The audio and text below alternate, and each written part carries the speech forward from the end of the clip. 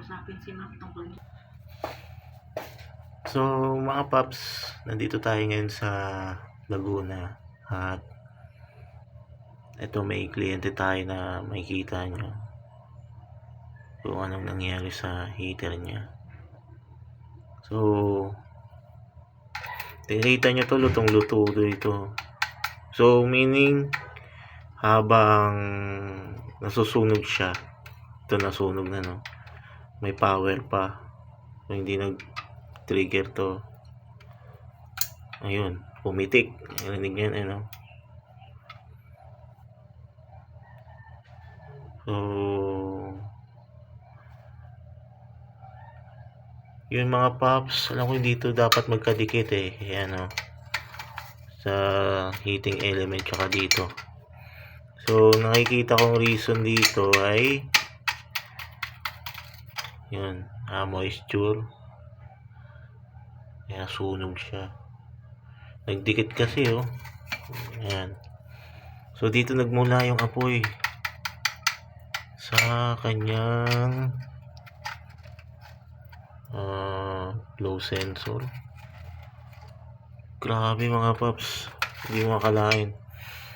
So yun nga, be aware nga talaga sa binibili nyo mga water heater, dahil mga paps ay pwede po siyang makadisgrasya ng tao, tulad po nito.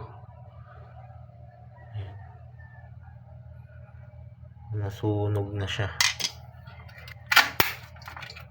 Bukan natin imbestigahan pa.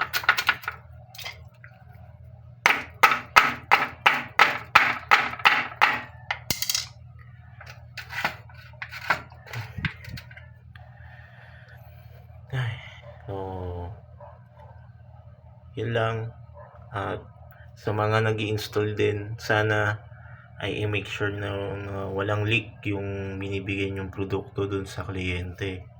Kasi usually pag factory defect yan, yung mga sealed na yan ng tangke, heating chamber natin mga paps, ay may mga leak dahil na rin sa sobrang lakas ng pressure. Tsaka yung mga nagbo-multi-point na plastic yung kanilang heating element, like sa ibang mga brand, pag hindi po ganito na copper tapos naka multi-point, puputok din po yung, bibigay po yung gasket.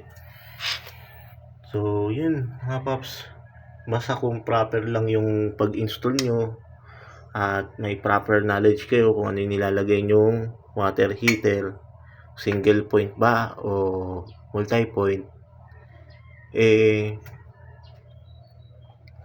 hindi kayo magkakaproblema katulad nito. Nakakatakot mga paps.